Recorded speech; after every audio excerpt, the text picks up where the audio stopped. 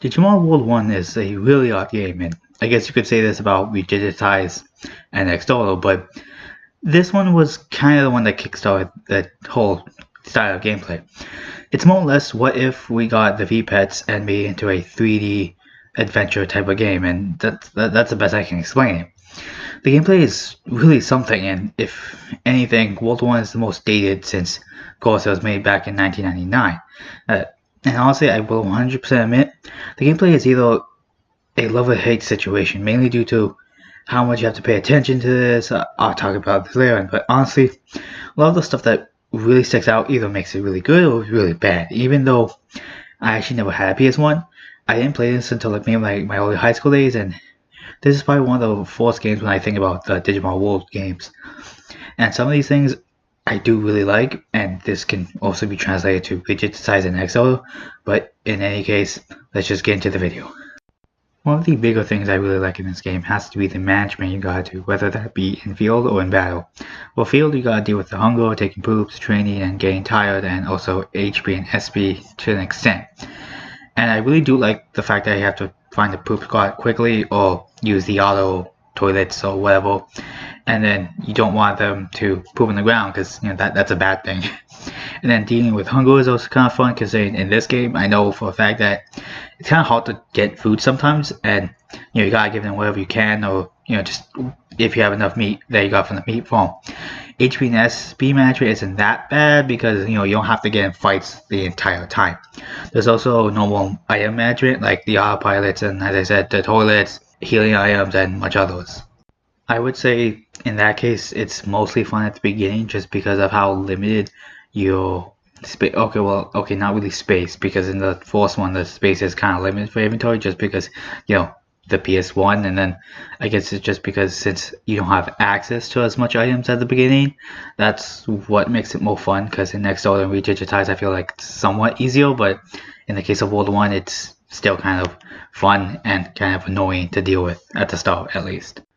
And then there was the evolution mechanic, which it's probably one of my favorite evolution mechanics in a lot of the monster taming games I've actually played in recent time. And you don't really have to take in consideration with just the stats. You also have to take in what their victory is, like how much battles they won, their weight, their discipline, and stuff like that. And I absolutely love it. And yes, it can be really annoying, but I still really love it. Like, I know at least in the Digimon World 1, there's this really cool way you can evolve to get a Devimon. I think you have to like let an Angemon die in battle while having like really low discipline or something, and then he evolves into a Devimon by a low chance, and I found that really insanely cool. And it's a really good way to spice up the evolution, at least in the Digimon World 1. I don't think the other ones have done this, but in this case the Digimon World 1 did a really cool thing in this manner. And then there's also the world of the game that I really like. I really like exploring it, and what it seems to offer is really fun. And I guess that's why you can call it Digimon World.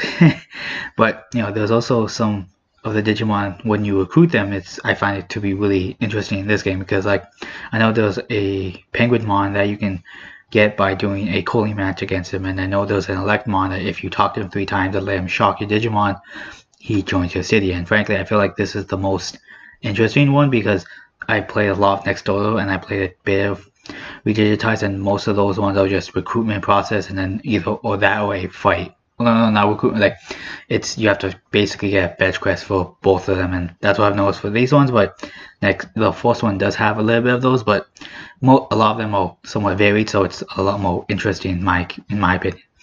And honestly, one of the last positives is that it looks really nice for a PS1 game. A lot of the models look really nice, except for like Greymon, because I think he's a little bit too tall.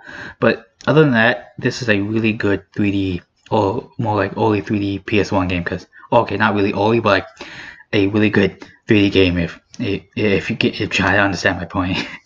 And now let's go with the negatives of this game. And even though I can honestly say it's probably one of my top 5 games, there was a lot wrong with it.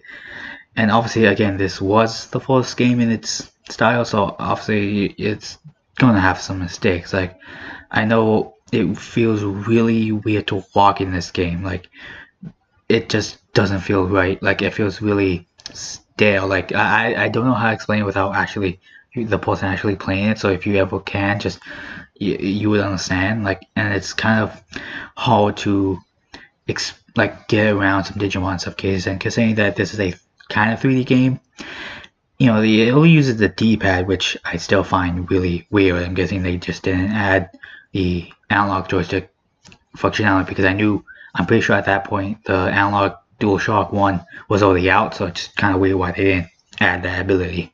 Also, the camera isn't the greatest in some maps where like it's really zoomed in and you can't really avoid any Digimon, and I find that really annoying because sometimes I just want to go ahead and not worry about fighting anything.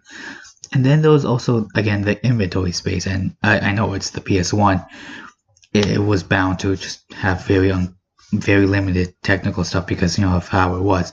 And there was also some really unclear evolution requirements. Like I don't think that this game gives you like what exactly you need in game to do it, because I know we digitize and Nextdoor has done that a lot better, but obviously again the PS1 not really that much you could do with it considering of the time.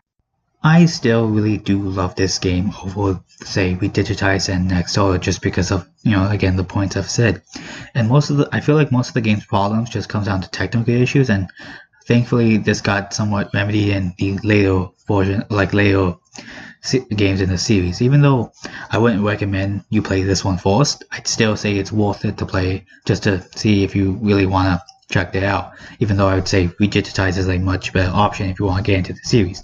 But if you do ever play this game, look up a guide, because trust me, I didn't, and I got messed up like almost all the time. And if you don't want to get new one for like the 50th time, you're gonna want to understand at least why that happens. This has been Mike. See you guys later. I hope you guys have a good day.